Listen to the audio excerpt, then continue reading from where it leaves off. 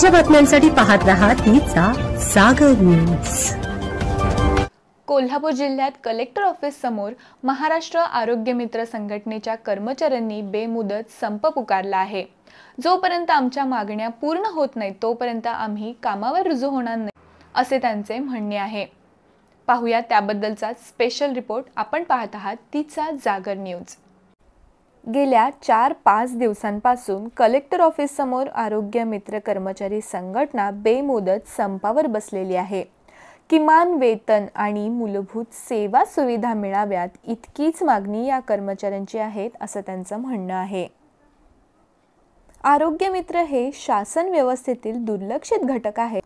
शासनाने आमच्याही सेवेची नोंद घ्यावी आणि पगारवाढ करावी अशी त्यांची मागणी आहे। सुभाष जाधव, C2 जिल्हा अध्यक्ष, कोल्हापूर।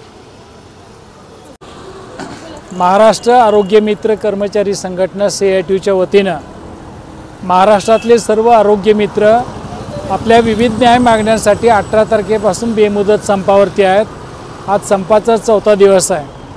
आरोग्य मित्र हे सर्व ग्रॅज्युएट आहेत, क्वालिफाईड आहेत आणि गेली 10 ते 12 वर्ष काम करत आहेत।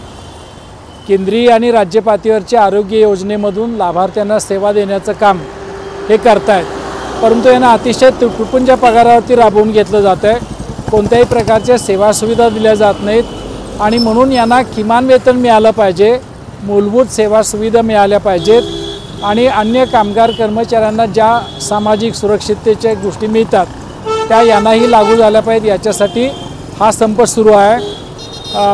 जिल्ह्याचे पालकमंत्री आणि राज्याचे आरोग्यमंत्री प्रकाश आंबेडकर साहेब यांना शिष्टमंडळ काल भेटलेलं आहे मुंबईमध्ये। या योजनेची जी महाराष्ट्राची सोसायटी आहे त्याच्या CEO चर्चा झालेली आहे आणि या मागण्यांच्या बाबतीमध्ये त्यांनी लेखी प्रस्ताव देण्याचं मान्य केलेलं आहे। अद्याप त्यांनी प्रस्ताव दिलेला नाही। तो प्रस्ताव जोपर्यंत येत नाही, आमच्या मागण्या मान्य होत नाहीत, तोपर्यंत हा आमचा संप सुरू राहणार आहे आणि कोणत्याही परिस्थितीमध्ये न्याय मिळाल्याशिवाय आम्ही कामावरती हजर होणार नाही, हा आमचा ठाम निर्धार आहे। नमस्कार, मी आरोग्य मित्र मयूर बडके, कोल्हापूर जिल्हा। महाराष्ट्र राज्य शासनाची जी महत्त्वपूर्ण योजना आहे जी गोरगरिबांच्यापर्यंत मोफत उपचार पुरविते, त्याचा एक महत्त्वाचा दुवा म्हणून असणारा आरोग्य मित्र। या आरोग्य मित्राकडे पूर्णपणे सरकारचं TPAचं दुर्लक्ष होतं आहे।